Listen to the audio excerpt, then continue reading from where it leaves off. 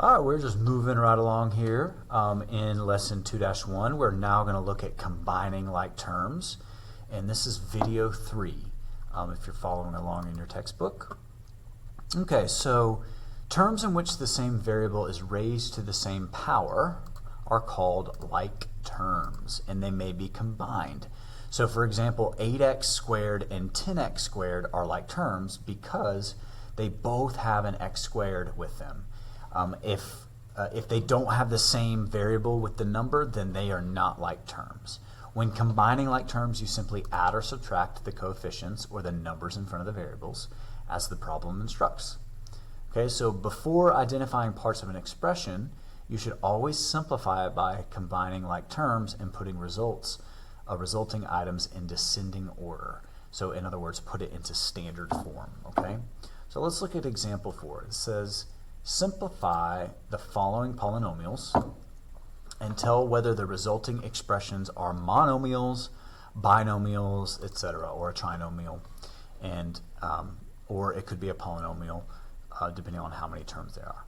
Okay, so first in part A, in question A here, I've got a term here with x squared, and I have a term here with x squared. So these two are like terms, and the operator between these two is a plus sign.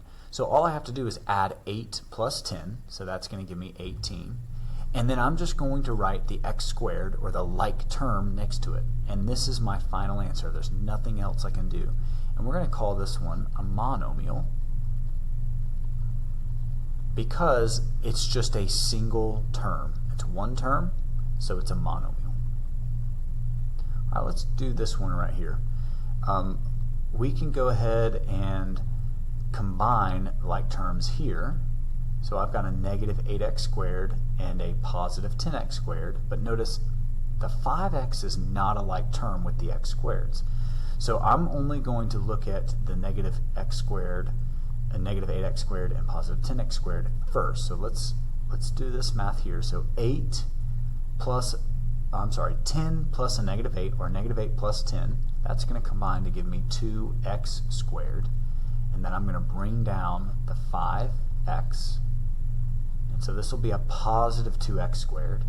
Now this is not standard form here, okay, because I can't combine x and x squared, so I'm going to have to leave it like this, but I want my highest degree first. So let's rewrite this as 2x squared plus 5x, and that's it. There's nothing else we can do with that.